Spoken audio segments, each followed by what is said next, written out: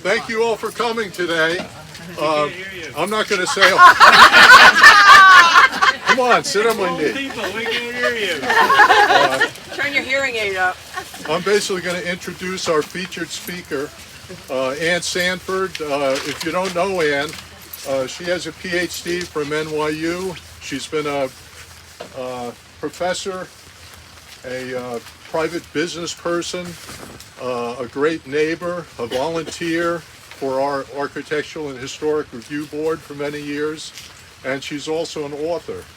And she didn't tell me to do this, but I own both of her books, and I have to plug them. The first book is, now she'll probably be embarrassed. But the first book is Grandfather Lived Here, which recounts a history of her grandfather in Bridgehampton, actually the transformation of Bridgehampton between 1870 and 1970. So you've got a century of how Bridgehampton went from one thing to the next thing. And it's great if you like local history. And the other book is Reluctant Reformer, about Nathan Sanford, who was, I guess, a politician, kind of, in the early days of our republic, and it recounts what went on then and how he contributed to the way politics evolved. Let's see, what else? And he was born in Bridgehampton. And he was born in Bridgehampton. That's the good part. And for anyone who doesn't know it, Ann's distant in the past lineage built the first bridge here on this spot back in 1686. Ann, it's all yours. Oh, Did I say enough? the biggest issue is, can you hear me? Yes. Yes? Because I don't want to use the microphone. Okay, so these are my centennial remarks for Sagg Bridge. Built in 1923, the repaired bridge that we celebrate today radiates strength in its construction, stands triumphant over controversy, and continues to symbolize community and history for residents of Sagaponack, Bridgehampton, and other places. Here are some facts. The bridge itself is 30 yards long. We're standing on this. And occupies only 1/3 of the length of the causeway it connects to. Until 2015, part of the west side of the bridge belonged to Southampton Town. Now, the village owns the entire bridge and its approaches. The weight of this multi-beam structure, with its concrete deck and a road above, is supported by concrete abutments. Some background. Since about 1900, pressure had grown to replace an unstable bridge here that dated from the 1870s. In 1919, at the end of World War I, Southampton Town property taxpayers allocated $15,000 to replace it. A New York City construction company won the contract. After this bridge was built, the Southampton Press suggested that Sagaponack's summer colony had influenced town government to build a, quote, modern road bridge. This was probably true. This is the modern bridge. During the last 100 years, there have been threats to the integrity of this 1923 bridge. But They did not come from the hurricane of 1938 or from an airborne Ferrari pounding its surface during the 1950s road races, which I watched. I don't know if anybody else is here who was around in the 50s. My sister was, and you were,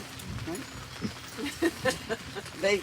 They came from the political jurisdictions that sought to modernize it.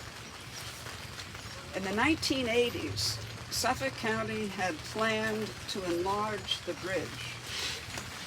That effort collapsed when the town assumed responsibility for its maintenance, promising to address much needed structural repairs.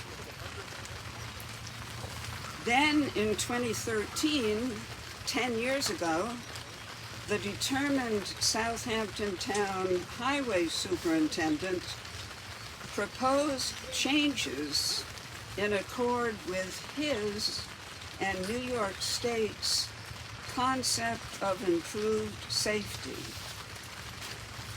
Opposition was swift.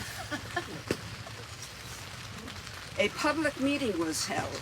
Village officials, residents, and others spoke out against the plan. They took issue with the town's goal to widen the road. It would increase speeding, they said, and it would require narrowing walkways used for generations for fishing. They also opposed replacing the old concrete pillars and iron pipe guardrails with steel ones. Newspapers recorded the outcry. Said one resident, "You can't eradicate the 100-year-old tradition of fishing." Another, "The bridge is for the community, not only drivers."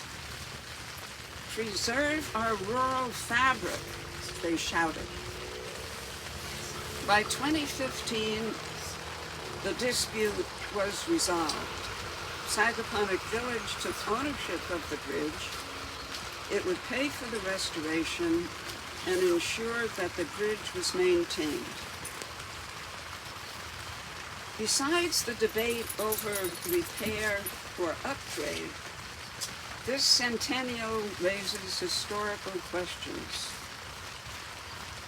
Before the arrival of English settlers in the 1600s, it is likely that Shinnecock Indians had bridged the pond with a causeway and logs roped together. They provided a horse path, and therefore a quite narrow bridge. But in the 1680s, that's about 340 years ago, the town contracted my ancestor, Ezekiel Sanford, a wheelwright, to build a cart path bridge. The contract and project description are in the town records. The purpose of the 1686 bridge was to link the growing settlements of Mecox and Sagaponic. Together, they were named the parish of Bridgehampton by the New York Colony Legislature in 1699. Historians have also noted that more than one bridge built here has disappeared over time. They succumbed to the ravages of northeasters, hurricanes, and the lack of maintenance. But this bridge, whose 100 years we celebrate today, has outlasted them all. With stewardship, it will survive well into the future. Thank you.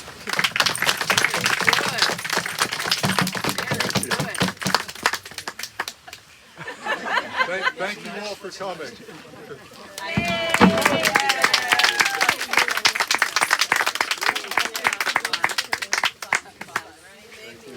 Okay, what should I say?